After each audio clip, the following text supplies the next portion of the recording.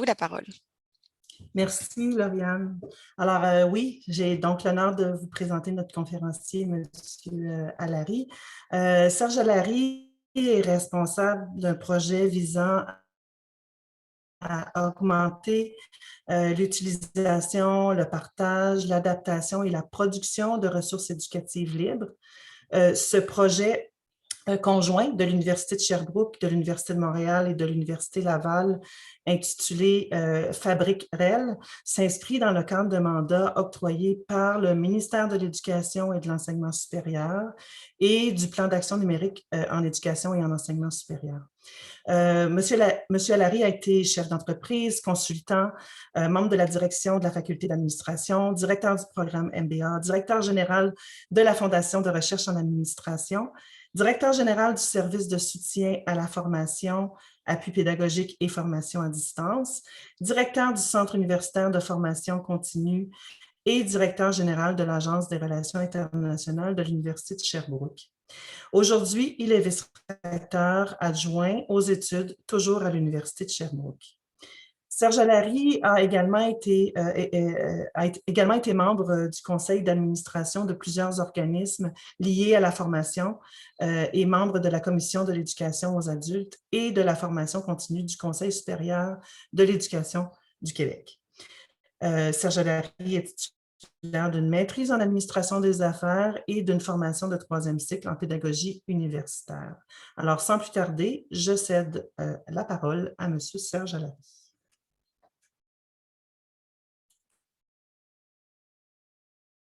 Merci beaucoup. Quand j'entends toute cette énumération de responsabilités, de titres, je me dis, je suis encore jeune quand même et j'ai encore bien des choses sans doute à faire. Alors, merci au REFAD de m'inviter. Merci à tous les participants aujourd'hui d'être présents.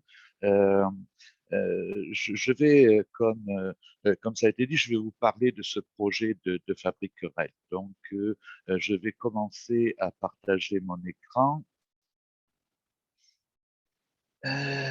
On va y aller.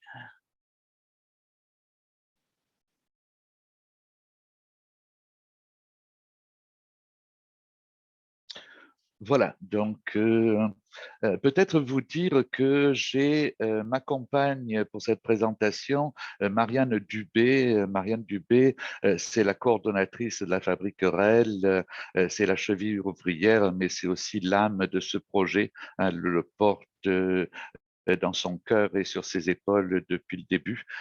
Donc, elle agira en clavardage si au besoin pendant la présentation. Donc, les REL, obstacles, motivation, la Fabrique REL, pourquoi nous l'avons créée, ce que c'est, comment ça fonctionne et les premiers résultats, c'est un petit peu l'expérience à laquelle je vous invite aujourd'hui. D'abord, je reviendrai un peu dans un premier temps sur ce que sont les REL. Donc, et pour cela, faire un petit survol de ce qui leur a donné naissance, hein, c'est-à-dire donc tout ce qui a accompagné l'éducation ouverte. On parlera ensuite des obstacles et des motivations que l'on a trouvées par rapport à leur utilisation et par rapport à leur adoption. Et dans un second temps, je vous présenterai ce projet de Fabrique REL qui se veut une réponse un petit peu à justement une meilleure utilisation des ressources éducatives libres.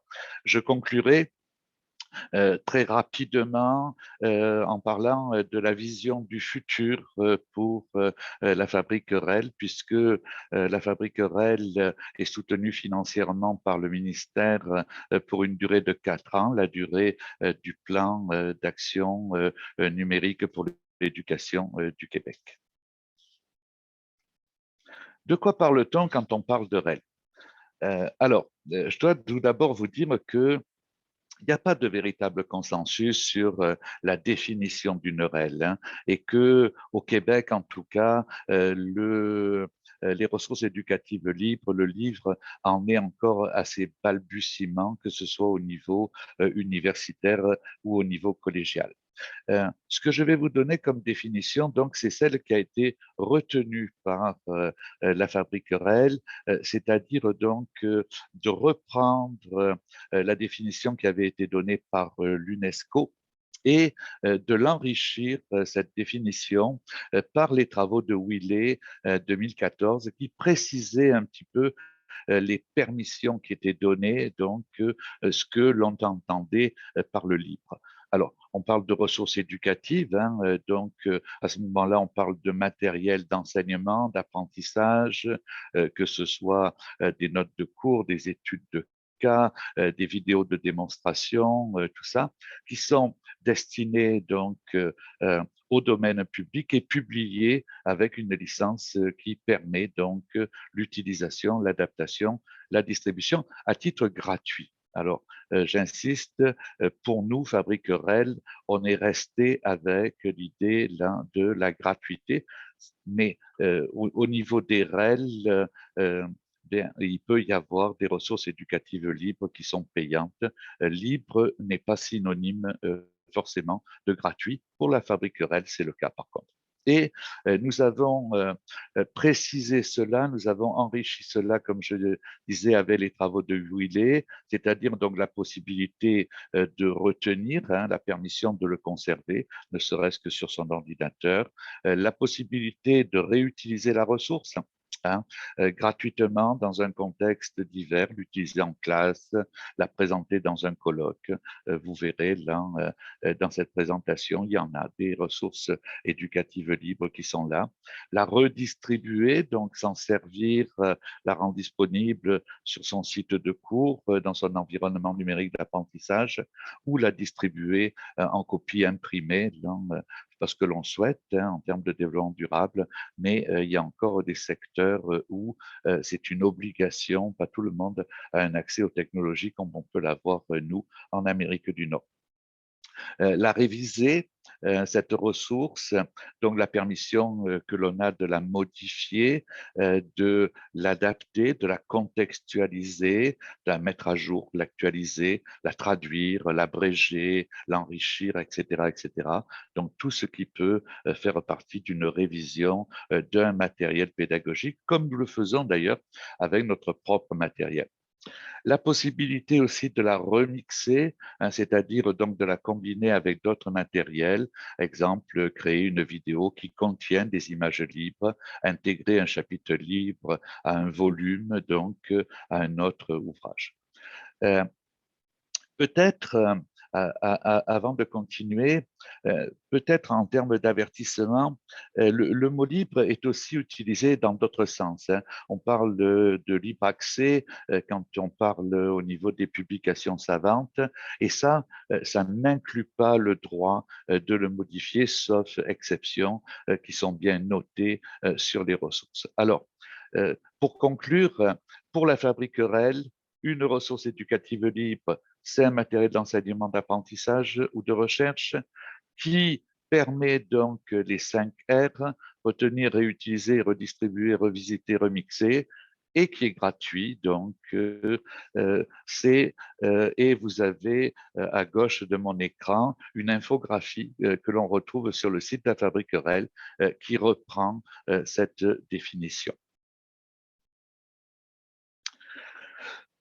Alors là, comme je disais, là, je pense qu'on ne peut pas parler de ressources éducatives libres sans faire un petit survol de comment elles ont émergé. Qu'est-ce que c'est qui a favorisé leur émergence?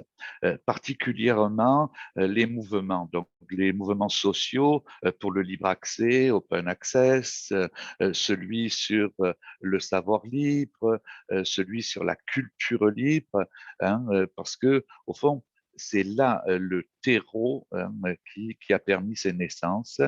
Et c'est surtout avec l'arrivée du logiciel libre dans les années 80, mais aussi avec toutes les ressources de collaboration comme les wikis, et j'ai repris ici un des wikis qui nous est le plus familier, donc Wikipédia, dont le credo dès sa naissance était imaginer un monde dans lequel chacun puisse avoir partout sur la planète un accès libre à la somme de toutes les connaissances humaines. C'est ce que nous sommes en train de faire. Je dois vous dire que c'est mobilisateur de pouvoir entendre quelque chose comme cela. C'est donc ces mouvements qui ont fait émerger les communautés libres, et ces communautés, en plus de porter les valeurs du savoir libre, tout ça, eh bien, elles ont commencé par le travail collaboratif, la production des ressources libres. C'est aussi accompagné de ce que l'on a appelé, et vous l'avez presque au centre de l'écran, ce C inversé, donc qui est le fameux copyleft en opposition au copyright, qui était cette licence qui permettait donc les autorisations dont j'ai parlé tout à l'heure, hein, utiliser, étudier, modifier, diffuser, mais avec quand même la restriction qu'il fallait que la nouvelle ressource soit rediffusée avec les mêmes droits que la ressource qui était utilisée. Hein, on verra un petit peu là, un peu plus tard, les fameuses licences Creative Commons, Creative Commons qui est une société à but non lucratif, mais qui a beaucoup enrichi ce concept avec une gamme de licences. Donc, je les présenterai rapidement un peu plus tard dans ma présentation. Le but recherché, et je reviens au mouvement du savoir libre, était de voir la connaissance comme un bien public ou un bien commun. Hein.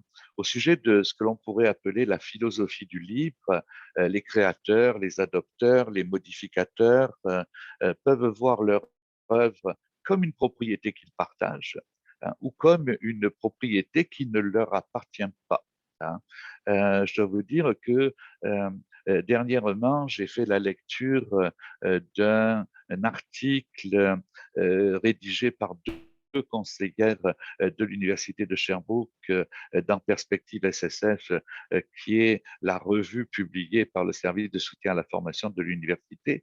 Marianne Dubé, que je vous ai présenté tout à l'heure, et sa collègue Véronique Bisaillon, qui parlait de l'artiste Nida Paley. Alors, je vais vous citer un petit peu une partie de cet article parce que c'est révélateur de certaines des valeurs qui sont portées par les mouvements du libre. Selon Nina Paley, les copyrights génèrent certains dommages parce qu'ils peuvent entraver la circulation de l'information. Selon Paley, la culture est un phénomène vivant, issu de la réception et la transmission de l'information au travers les sens d'un individu à l'autre et formant un réseau. C'est un petit peu ce qui est exprimé par la petite animation à droite. La culture est ainsi un métacerveau ou un cerveau collectif dont les individus constituent les neurones. Pour garder vivante cette culture, l'information doit circuler librement entre transmetteurs et émetteurs, ce qui génère innovation et progrès. Lorsque, dans leur processus créatif, les auteurs se questionnent à savoir s'ils ont le droit et la permission d'utiliser ou de référer à une œuvre et selon quelles conditions, des freins et de l'autocensure s'installent, ce qui constitue des dommages à notre métacerveau. C'est ce que nous dit Nina Paley. J'ai trouvé ça vraiment très révélateur. Les partisans du copyright, du moins certains, eux, voient la production, je dirais, et la circulation animée par la valeur économique reliée à l'œuvre, hein, par la propriété intellectuelle. Ils se disent, s'il y a du profit à faire, eh bien, il y aura des efforts qui seront faits pour faire circuler cette offre-là. La fabrique REL n'a pas pour but de prendre position pour l'une des positions, que ce soit le copyright, le copyleft, le libre. La fabrique REL, c'est quelque chose qui se veut un accélérateur, un incubateur, un producteur de ressources éducatives libres.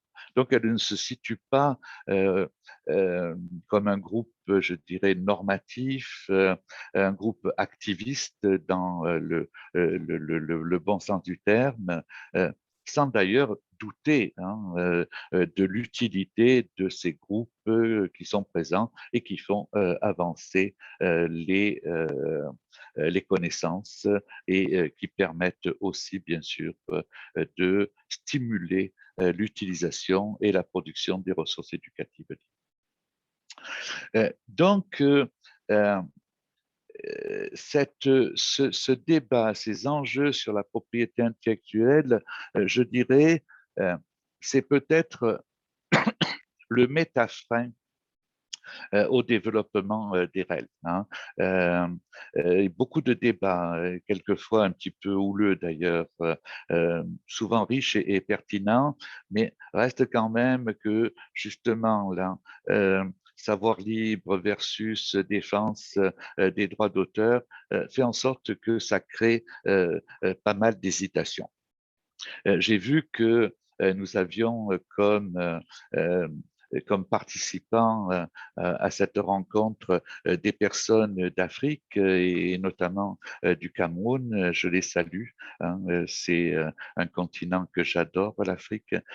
Donc, mais reste quand même que pour des pays en développement, des pays émergents, ben, il y a bien d'autres fins qui existent que les débats sur la liberté intellectuelle, sur la propriété intellectuelle.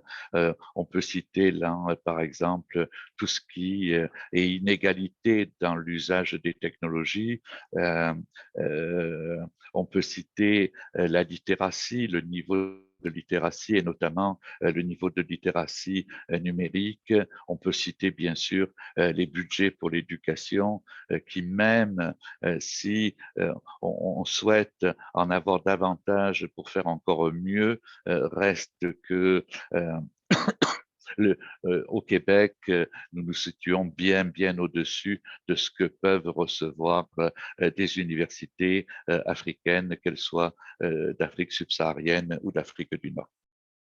Alors, voilà un petit peu donc pour camper les choses, voilà un survol qui est forcément sommaire. Hein. Je pense qu'il y aurait des heures à discuter autour de ces mouvements-là.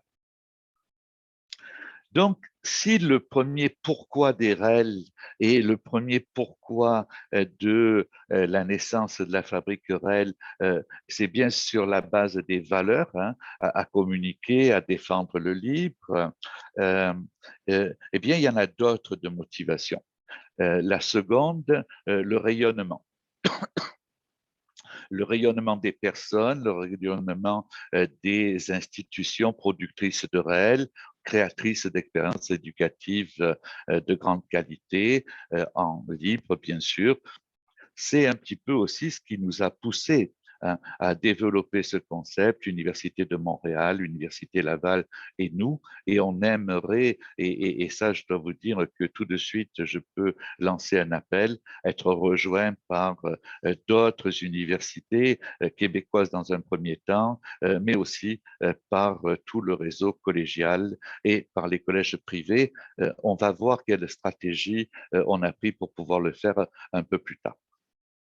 Deuxième motivation, deuxième raison, et là je fais appel à Mulder 2011 qui disait passer moins de temps à produire du matériel et en passer plus à créer des expériences d'apprentissage riches.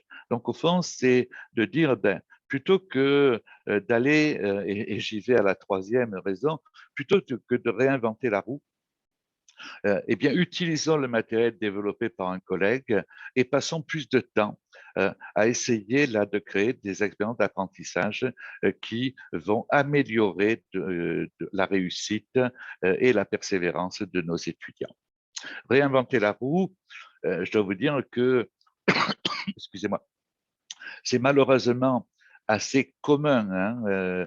C'est d'un bureau à un autre, d'un département à un autre, d'une faculté à une autre, d'une université à une autre, d'un collège à un autre, hein. C'est comme si on était myope par rapport à ce que font les autres. Mais il y a aussi une raison à cela, c'est que c'est pas toujours facile de trouver des ressources. Par contre, on peut se poser la question, est-ce que de refaire ce qu'un collègue a fait, est-ce que c'est la meilleure utilisation que l'on peut faire des fonds publics, parce que c'est quand même cela qui nous alimente. Au niveau de la cinquième raison, hein, une augmentation forte de la demande en termes d'éducation qui fait bondir les coûts, hein, 183% en 20 ans, 54% des étudiants n'achètent pas, hein. Donc, vous voyez comment ça peut être aussi une barrière à leur apprentissage si le manuel qui est demandé est vraiment nécessaire à la formation. Peut-être à titre d'illustration, hein, juste en 2018, la dette étudiante aux États-Unis, elle était estimée à 1,5 trillion de dollars. Alors, 1 trillion, c'est 1000 milliards, c'est beaucoup d'argent. Avec ça, on peut prendre notre retraite sans problème, hein. Il y a de quoi s'amuser. Donc, si je me rappelle bien, la dette universitaire des étudiants au Québec, c'est autour de 11 400, 11 500 $. Et je pense que c'est un peu plus du double pour le Canada. Mais il faut savoir, bien sûr, qu'au Québec, les droits de scolarité sont plafonnés. Euh, Dernière raison, eh bien, améliorer la qualité tout en réduisant les coûts, hein, donc en utilisant ça. Une enquête a été menée dans 16 collèges communautaires de l'Oregon après l'adoption de REL. Et là, je dois vous dire que les résultats de ce sondage du personnel enseignant qui les résultats ont été croisés aussi sur des données de réussite étudiante pour comparer la réussite et la rétention pré- et post-adoption. Eh bien, ils sont édifiants, ces résultats-là. La plupart des répondants, 45%, disent que la qualité est comparable. 35% disent qu'elle est meilleure. Donc, au total, nous avons 80% des participants qui pensent que la qualité est meilleure ou comparable. On parle de ressources éducatives libres en anglais, hein. Je dois vous dire qu'au niveau francophone, on a encore beaucoup d'efforts à faire.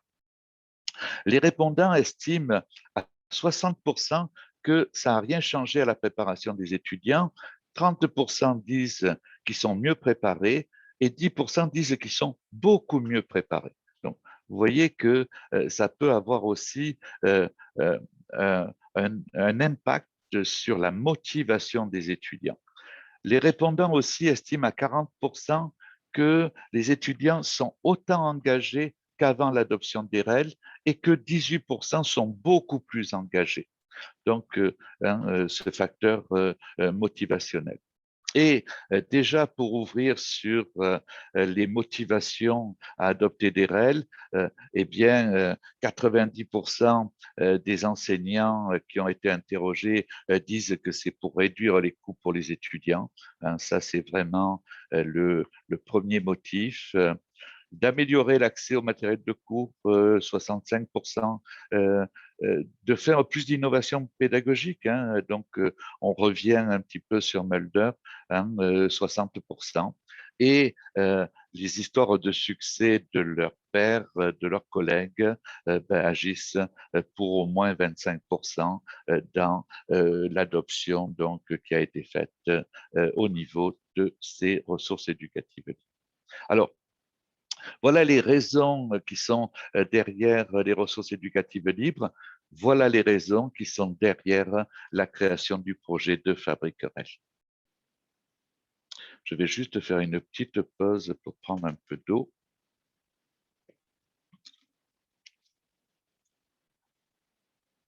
Tout à l'heure, je vous parlais donc de copyleft, donc pas à droite mais à gauche, mais j'avais abordé aussi les fameuses licences Creative Commons.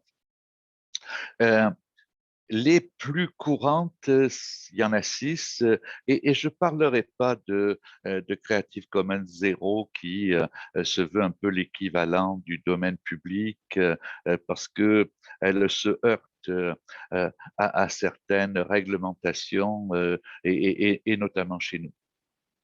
Donc, celles qui sont considérées par la fabrique comme des ressources libres, eh bien, vous les avez là. Tout en sachant, et je reviens là-dessus, que normalement, NC non commercial, eh bien, ça ne devrait pas être considéré comme une ressource libre. Hein.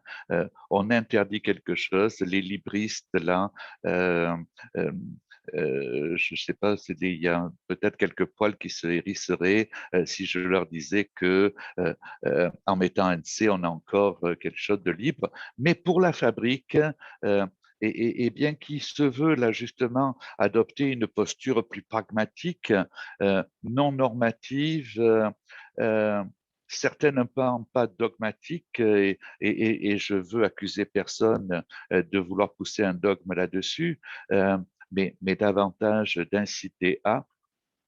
Donc, nous avons celles qui sont très, très libres. Hein, donc, c'est ces bails, l'attribution. Hein, parce que chaque fois, il va falloir bien sûr nommer hein, la personne qui est la créatrice de. Donc, la première attribution, deuxième SA, hein, partagé dans les mêmes conditions. On est très près, hein, on est même identique à copyleft dans ce cas-là.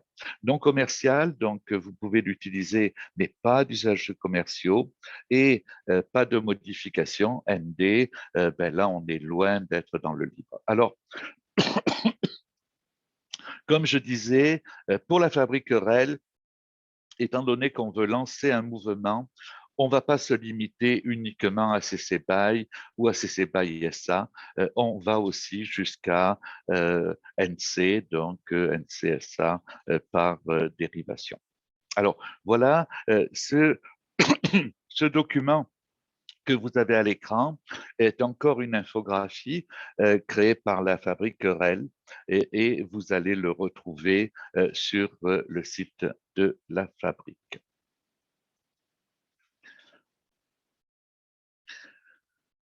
Obstacles et motivation.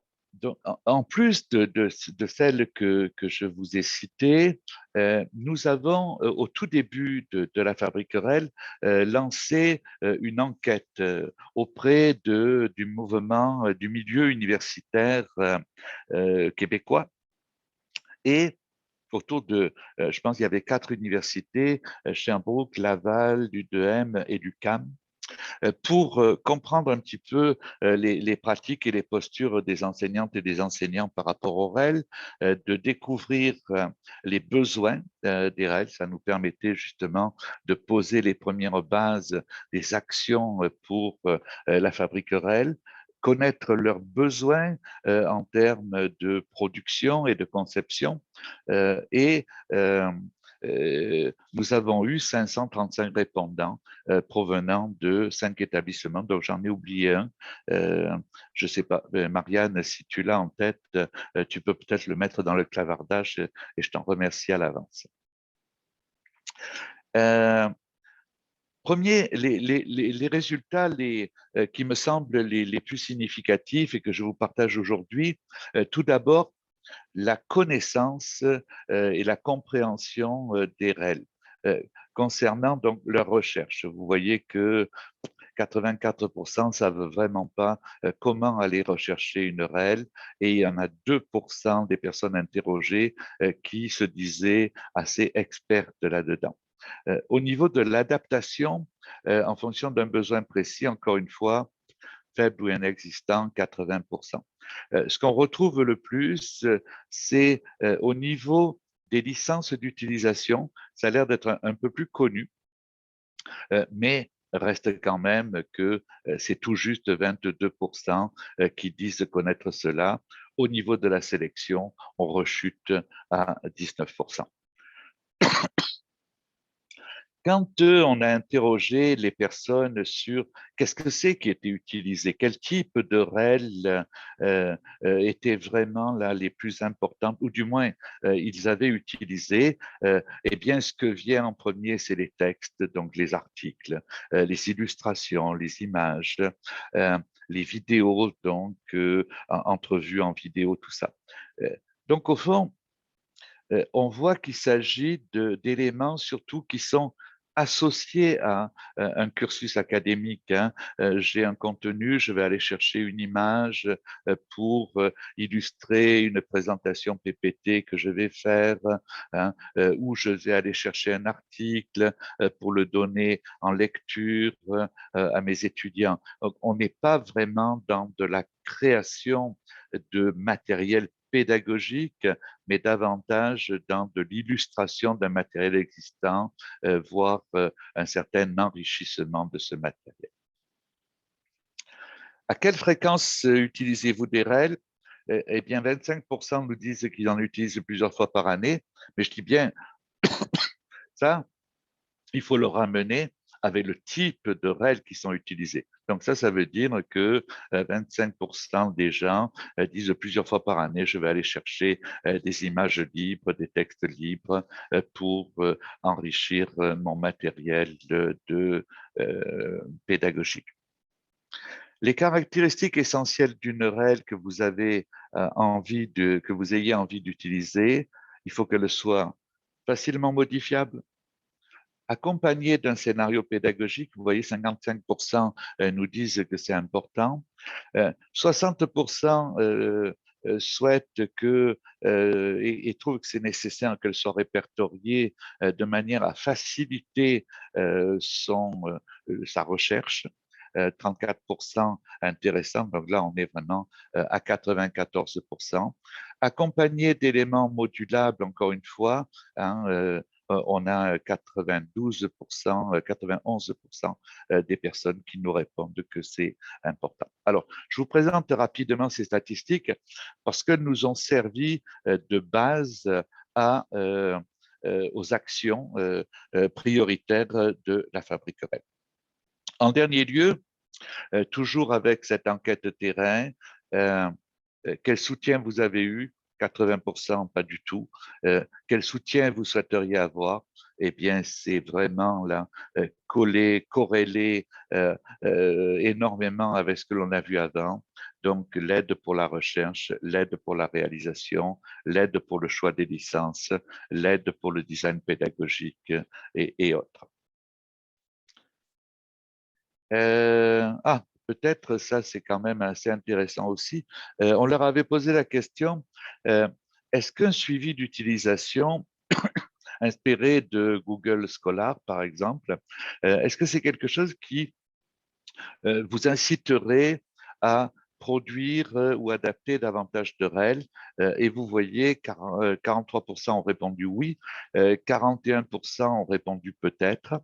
Donc, lors de nos discussions avec une autre équipe qui travaillait sur un dossier de faisabilité pour un portail et un site de dépôt des REL, nous leur avons passé cette information parce que peut-être que le simple fait de savoir que sa ressource a été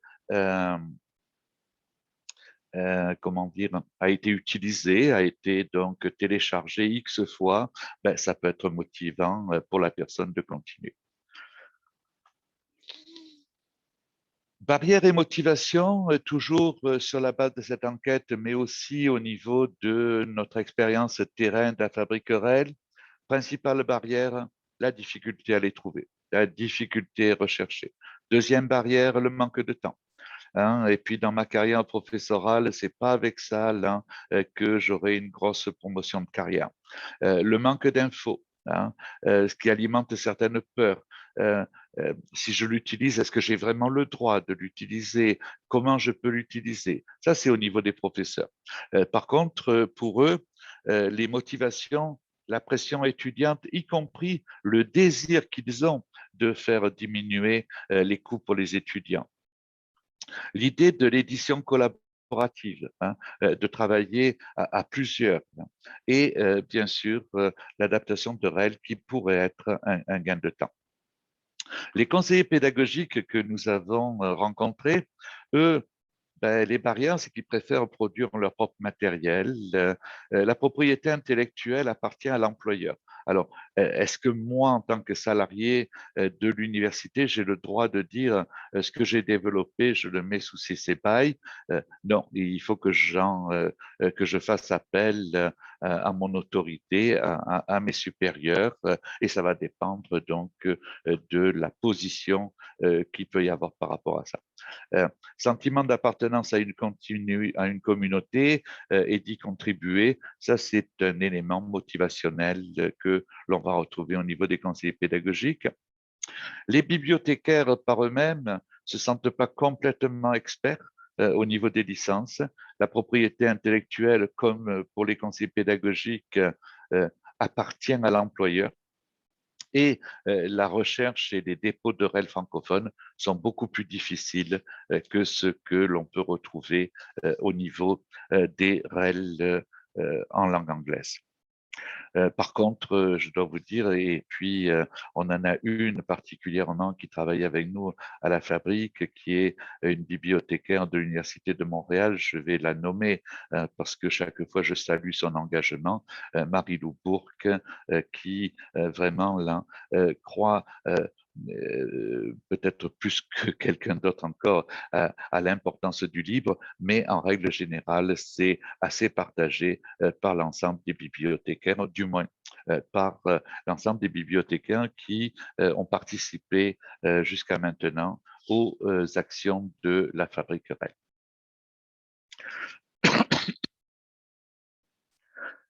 J'en ai parlé jusqu'à maintenant de cette Fabrique REL sans vous dévoiler vraiment ce que c'était, alors il est temps de le faire.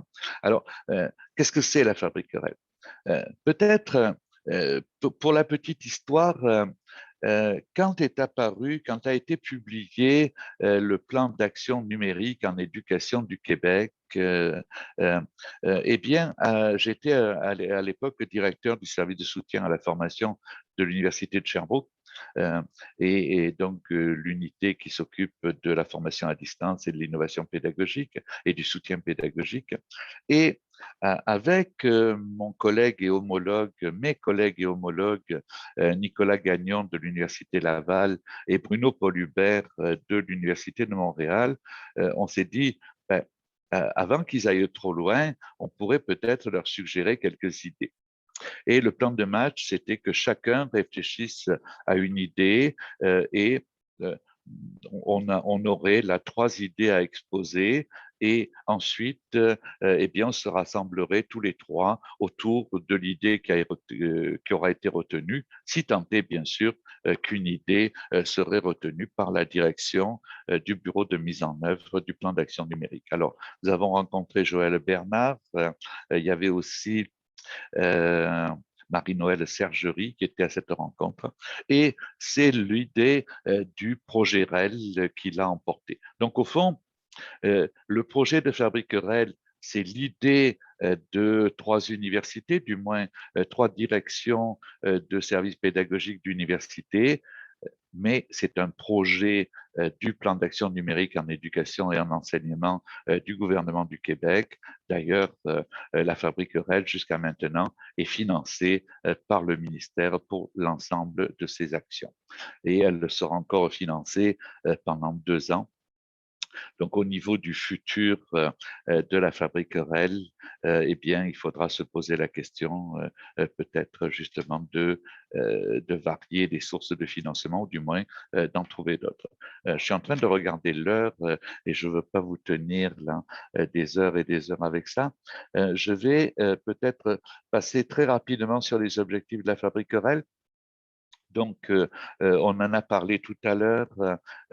le développement des ressources, la réalisation du plan numérique en termes de méso, mais au niveau micro, eh bien, créer, produire, donc être vraiment un acteur terrain dans la production et l'accompagnement. Alors, voilà la présentation du concept. Pourquoi, et c'est vraiment pour ça que l'on a appelé une fabrique, 2 extrants à la fabrique REL. D'abord, des méta-ressources que l'on appelle les fameuses métarel. Hein, et ça vient avec l'enquête que l'on a menée et puis les barrières que l'on avait vues, c'est-à-dire donc les gens ne savaient pas trop ce que c'était. Donc, comprendre ce qu'est une REL, voir comment la réaliser, et puis, bien sûr, l'utilisation des 5 R, des 5 permissions qui sont données par les licences libres. Des REL disciplinaires, donc du matériel pédagogique en fonction des disciplines. Et pour cela, eh bien, la Fabrique REL lance un appel à projet chaque année. Donc, mais jusqu'à maintenant, l'appel à projet va partir au mois de juin. Chaque projet, c'est 2 à 3 règles disciplinaires. Pour l'année 2021-2022, on va parler d'un montant de 10 000 $ attribué à la personne qui va travailler sur le projet, en plus, bien sûr, d'avoir un accompagnement des conseillères pédagogiques et des bibliothécaires rattachés à la fabrique. Ces projets donc sont lancés auprès des universités, des cégeps, des collèges. Je dis bien surveiller auprès de vos directions d'établissement. C'est quelque chose qui va arriver dans les prochains jours, voire les prochaines semaines. Un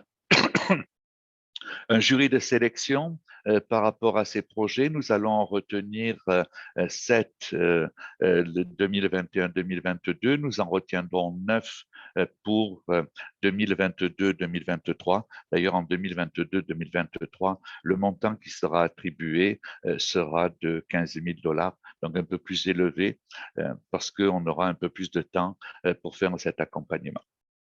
La gouvernance de la fabrique, aujourd'hui, eh bien, c'est les 3 établissements partenaires sur la fabrique, U2M, U Sherbrooke et U Laval. Mais dès que un porteur de projet arrive d'une autre université, eh bien là, nous demandons à l'université de rejoindre la gouvernance de la fabrique REL. C'est un peu sa stratégie de développement, c'est d'impliquer des personnes qui participent à la production. L'accompagnement, il est soutenu par une méthodologie hein, qui est inspirée donc du design sprint. Et là, Hubert, tout à l'heure que j'ai nommé, eh bien, c'est un peu quand il était à eCampus Ontario qui nous ont aidés hein, à importer donc la méthodologie design sprint. Encore une fois, il s'agit d'une infographie que vous retrouvez sur notre site. Peut-être, ce qui est important à voir là-dedans, c'est que la première étape, eh bien, dans la première étape, en plus de définir son projet réel, il faut effectuer un choix de licence. Ne serait-ce que justement pour aller chercher des ressources qui vont correspondre à ce choix de licence-là, plutôt que de se retrouver à la fin avec une ressource qui permet un certain R, une autre ressource qui en permet d'autres, et là, eh bien, on va être obligé de revenir au début. Au niveau de ce que je disais, au niveau des design sprints, eh bien, c'est cette méthode dérivée du design thinking qui est donc immersion, idéation, divergence, prototypage et réalisation. J'y vais là en simplifiant les choses. Les acteurs, j'en ai parlé, hein, les bibliothécaires, les unités pédagogiques, le comité de gestion qui voit à la vision et au développement de la fabrique. Il y a un comité bibliothèque et conseiller pédagogique au niveau des opérations, la coordonnatrice Marianne, je salue encore une fois l'excellent travail qu'elle fait et le leadership dont elle fait preuve dans toutes les actions de la fabrique. Un groupe de travail qui est là aussi sur les métadonnées. Hein. Faut savoir que justement, pour bien trouver une ressource, eh bien, il faut que ce soit, il faut que la ressource soit associée à certaines métadonnées. Donc, il y a toute une indexation qui doit être faite. Et là, encore une fois, on n'a pas véritablement une norme, un standard. CRS était le plus répandu, mais là, on est en train de travailler vraiment sur peut-être des formules pour avoir les meilleures indexations. J'en ai parlé des conseillers et les conseillères pédagogiques et bien sûr les contributeurs, les enseignants. Et on essaiera d'ouvrir aussi aux étudiants quand ce sera possible de le faire, mais sous la supervision d'un enseignant, d'un professeur chargé de cours pour le milieu universitaire ou le milieu collégial. Qu'est-ce qu'on a fait jusqu'à maintenant? En termes de diffusion, on a mis en valeur donc ce qui était là réalisé sur le site de la fabrique. On a déposé certaines REL dans certains dépôts institutionnels. On a un partenariat d'ailleurs avec le collégial pour les dépôts dans Educinfo. Quelques promotions auprès des REL au sein des universités partenaires et de plus en plus, eh bien, on participe là, à des colloques, à des événements pour parler du projet, la faire reconnaître, sensibiliser les personnes à nous rejoindre pour travailler avec nous et bâtir quelque chose d'encore plus collectif. Et merci donc au REFAD de me donner cette tribune aujourd'hui par rapport à cela. Plus précisément, en 2019, la première année d'existence, l'enquête terrain, la définition, la terminologie qui dérive de cette définition que je vous ai présentée dès le début, la constitution de l'équipe conseiller pédagogique et bibliothécaire, je dois vous dire qu'au début, on était parti uniquement sur des conseillers pédagogiques, des conseillers pédagogiques, et c'est en cours de route qu'on s'est rendu compte de l'importance des bibliothécaires dans tout ce qui est ressources éducatives numériques ou ressources éducatives libres. On a créé les métarels, on a créé le site web et on avait commencé avec 19 REL disciplinaires. Encore une fois, vous avez les trouvées. Elles touchent le domaine de l'éducation, le domaine des sciences et le domaine de la médecine, si je me rappelle bien. À l'an 2, ben, ça a été l'année Covid, donc le ministère, avec le ministère, on a décidé de réorienter les choses et nous avons créé, diffusé 15 webinaires sur la FAD, 80 ressources éducatives libres sur la FAD, encore une fois, qui sont accessibles à partir du site de la Fabrique REL. Nous avons un projet sur les télélaboratoires. Nous avons créé des fiches sur comment réaliser un laboratoire à distance. Encore une fois, en fonction de plusieurs disciplines, et chaque fois, je ne vais pas le répéter, vous allez trouver tout ça sur notre site web. Un projet sur les communautés de partage, parce que pendant cette crise de la COVID, beaucoup d'enseignants ont eu le réflexe, ont voulu se soutenir et ont créé des genres de communautés de partage, des communautés de pratique. Donc, nous avons créé une ressource sur les bonnes pratiques en termes de communautés de pratique et de partage, l'arrimage des métadonnées, plus ou moins 120 REL. D'ailleurs, en termes de nombre de téléchargements, nous sommes en date d'aujourd'hui à 6300 téléchargements des REL qui ont été produites par la fabrique. Pour les années futures, l'appel à projet, juin pour 2021-2022, certainement avril 2022 pour les projets 2022-2023. on va continuer bien sûr les métarels.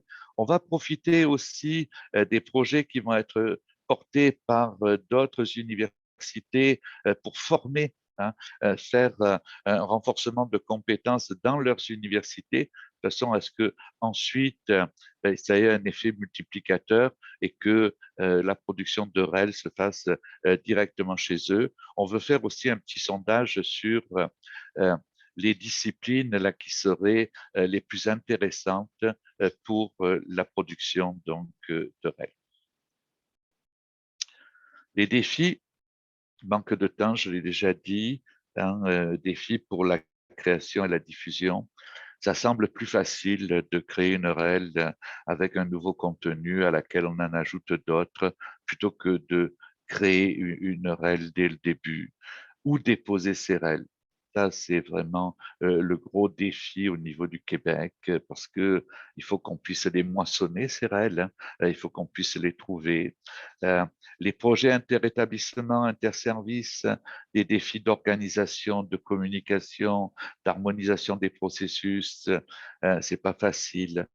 Il va falloir qu'on trouve quelque chose qui soit beaucoup plus généralisable comme démarche, tout ça. Euh, un professeur de cégep n'a pas la même latitude qu'un professeur universitaire, un conseiller pédagogique dans le milieu collégial, la même façon par rapport à un universitaire. Donc, il faut qu'on se dote d'une démarche d'accompagnement qui soit commune à l'ensemble des milieux qui travailleront avec la fabrique REL. Défi au niveau de la recherche et d'utilisation, la confusion entre la REN et la REL. Hein, c'est quoi qui est libre? On se retrouve souvent avec une ressource éducative numérique, mais on ne peut pas forcément l'utiliser comme on souhaite le faire. Faible quantité surtout en termes de REL de qualité en français. Le droit d'adopter reste assez théorique si on n'a pas accès aux fichiers, hein, aux logiciels originaux. Donc, chaque fois, nous, quand on dépose une REL, eh bien, on va donner un chemin pour aller chercher les fichiers originaux, les codes sources, entre guillemets, si je fais une similitude avec le logiciel libre.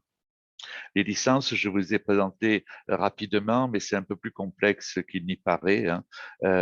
Il faut les mettre en relation avec le droit et le droit est différent au niveau des droits d'auteur dans certains pays. Prenez par exemple que au niveau du Québec, je pense qu'une œuvre tombe dans le domaine public au bout de 50 ans. C'est pas le cas en France, c'est 70 ans et je pense que ça doit être à peu près la même chose au niveau des États-Unis. La recherche est encore difficile, donc cerner le bon outil de recherche en fonction de ses besoins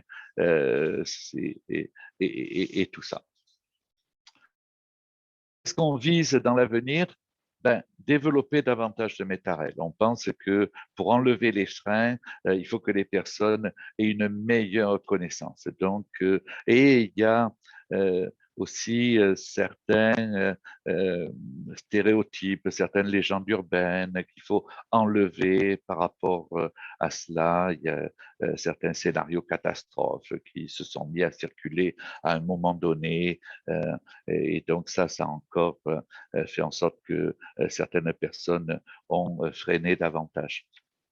Accompagner davantage de projets de création de raids disciplinaires, 7 pour cette année, 9 pour l'année prochaine, et puis on espère que ça va faire en boule de neige et qu'on va pouvoir en accompagner de plus en plus au fur et à mesure.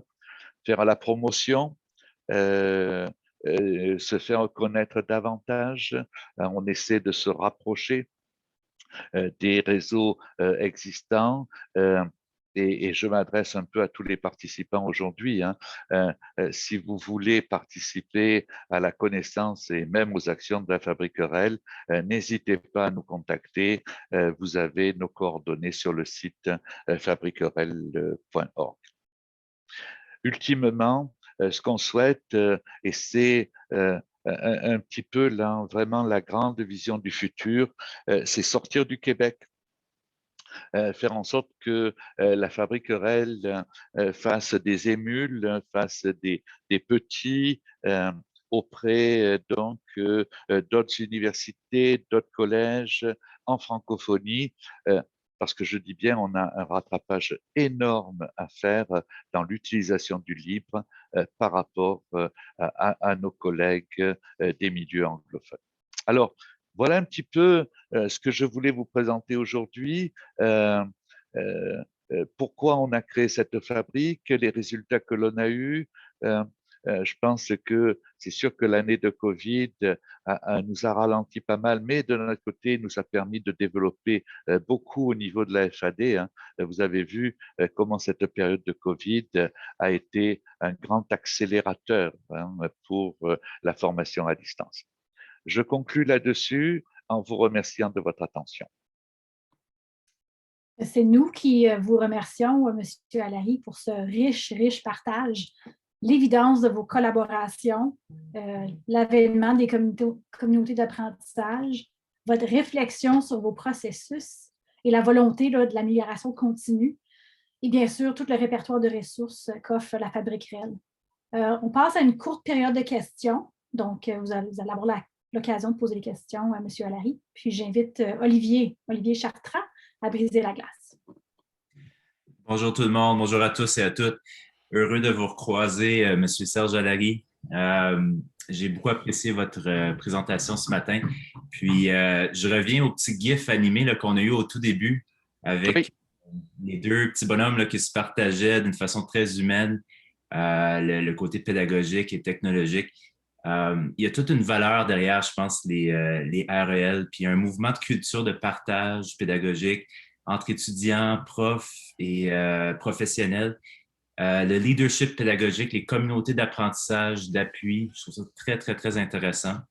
Donc, j'ai un commentaire comme ça à partager et peut-être une question exploratoire. On a peut-être quelques minutes pour la regarder, mais au niveau du sentiment d'être gagnant-gagnant, peut-être la bienveillance, on parlait de reconnaissance pour ceux qui découvrent les REL. Quels seraient les meilleurs conseils pour aller dans un sens d'utilisation des REL pour bouger dans le changement de culture de partage pédagogique? Est-ce qu'on a des pistes intéressantes? Quel est le chemin à faire en ce sens-là?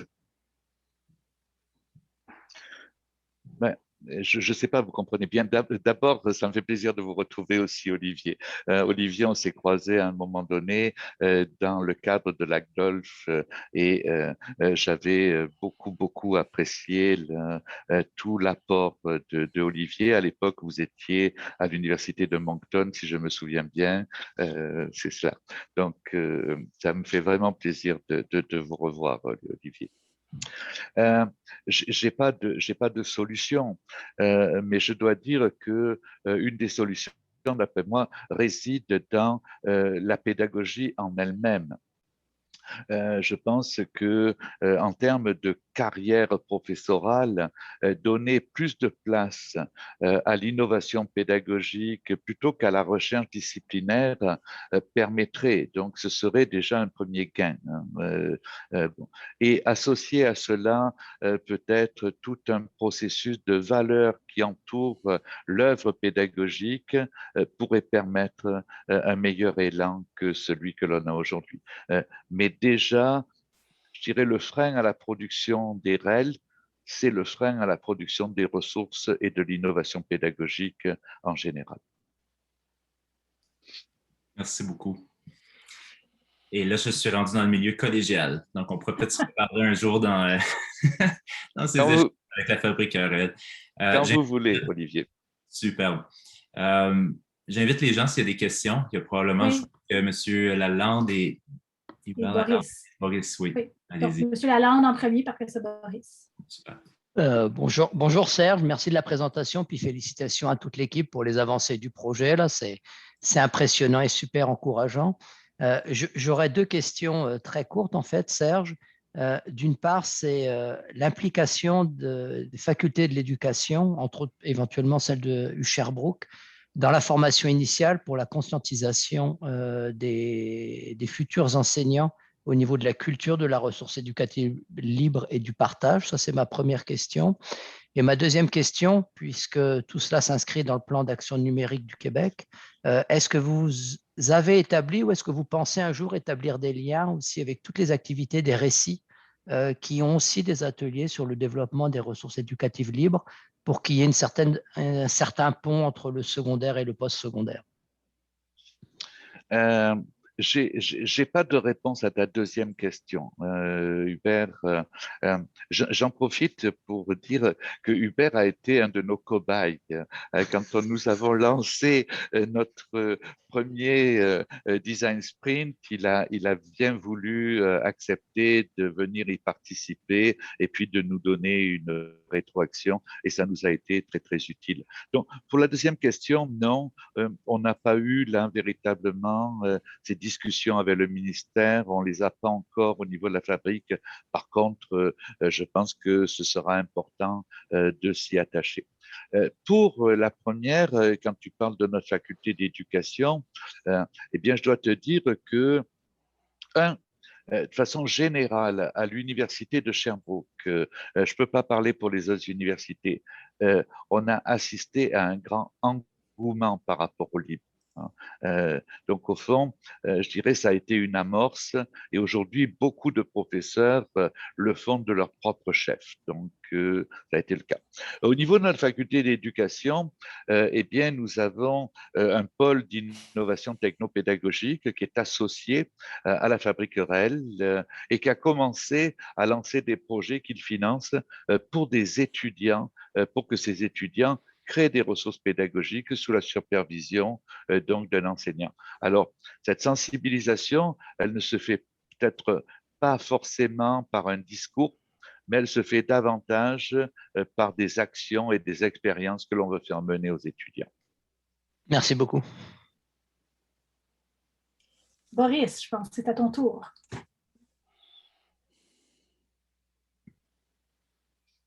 Ah, allô, merci de me passer la parole. Merci, monsieur, pour la présentation. On apprend de nouvelles choses tous les jours. Mais avant de poser ma question, j'avais juste une petite virgule à préciser, à faire. Vous avez parlé tantôt au début, vous avez salué les enseignants d'origine de l'Afrique. Peut-être qu'il y a eu une petite erreur dans ma présentation. Je tiens à préciser que je suis du Cameroun, mais je travaille en Ontario, au Canada, pour le CAVLFO, qui a été très bien présenté par Isabelle tout à l'heure. Donc ça, c'est la petite précision que je voulais faire. Pour ma question, je voulais savoir où est-ce qu'on peut trouver des REL, parce que vous avez, oui, c'est vraiment quelque chose que je trouve très intéressant, parler des REL, mais je voulais savoir, est-ce qu'on peut les trouver? Il y a des sites précis où on peut envoyer, par exemple, des élèves ou même des étudiants peuvent aller chercher ces ressources en ligne, ces ressources libres. Et est-ce qu'on parle de MOOC? Il s'agit d'un REL. Oui, c'était ça ma question. Merci. Bon, où est-ce qu'on trouve des REL? Eh bien, il y a des sites sur lesquels ils sont là. Vous avez par exemple B9 de l'AUF, donc qui est la bibliothèque numérique, tout ça. Alors là-dedans, vous avez des REL, mais vous avez aussi des REN, c'est-à-dire donc des ressources éducatives numériques, mais qui ne sont pas libres de droit. Donc vous pouvez aller les chercher. Vous avez le CCDMD. Là, vous avez des REN gratuites, des REN payantes, des REL, tout ça. Vous avez BC Campus, vous avez eCampus Ontario. Donc, par contre, on n'a pas vraiment au niveau du Québec quelque chose qui est centralisé. C'était l'idée justement de eCampus Québec, de mon campus numérique, et c'est quelque chose qui devrait se faire parce que, comme j'en ai parlé tout à l'heure, il y a ce projet donc d'avoir un portail en lien avec un site de dépôt. Après, vous avez les sites de dépôt des universités. On a parlé de Éduc pour le collégial. Si vous allez sur Savoir U2S, vous allez en trouver aussi. Donc, c'est quand même, mais comme Marianne vient de l'écrire, c'est tout un défi d'en trouver et vous allez en trouver sur le site de la Fabrique REL. Mais aujourd'hui, je dirais, utiliser un outil de recherche, mais les indexations ne sont pas au maximum, ce qui veut dire que vous n'aurez pas un moissonnage vraiment très, très efficace. Merci. Si je puis me permettre, M. Allary, je ne peux pas lever la main comme hôte de la rencontre, mais je me posais la question, vous n'avez pas parlé de la fédération de la Fabrique REL avec d'autres dépôts ou d'autres répertoires d'objets d'apprentissage. Est-ce que vous pensez vous connecter avec d'autres dépôts pour effectivement faciliter la recherche? Je dis bien, on est surtout en attente de ce projet supporté par le ministère. Alors oui, on l'a déjà fait. Hein, on est en lien avec des sites de dépôt universitaires, collégiaux, tout ça. Mais ce que l'on souhaiterait, c'est avoir quelque chose de beaucoup plus centralisé.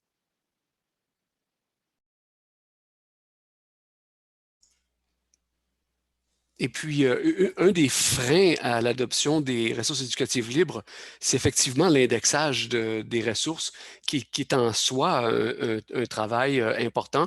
Est-ce que vous avez pensé à des solutions par rapport à ça? Puis là, peut-être vous me ramènerez à l'ordre en me disant que vous n'êtes pas encore rendu là. Mais aussi, on se demande, est-ce qu'il y a une façon pour les utilisateurs qui voudraient déposer des REL de commencer déjà à ajouter certaines informations de base qui pourraient aider le travail des bibliothécaires en arrière-plan? On y travaille. Hein. C'est un petit peu là ce que je vous avais dit, le comité qui travaille là-dessus. Donc oui, on est en train de travailler sur un processus d'indexation qui serait beaucoup plus général, tout ça. Ça, c'est le fameux comité des conseillers pédagogiques et des bibliothécaires qui sont en train de faire, c'est ce que je nommais donc le comité sur les métadonnées. Est-ce que je peux me permettre? Oui. Merci. Bonjour, bonjour. Je suis super intéressante. D'ailleurs, hier, c'est moi, Marianne, coordonnatrice de la Fabrique.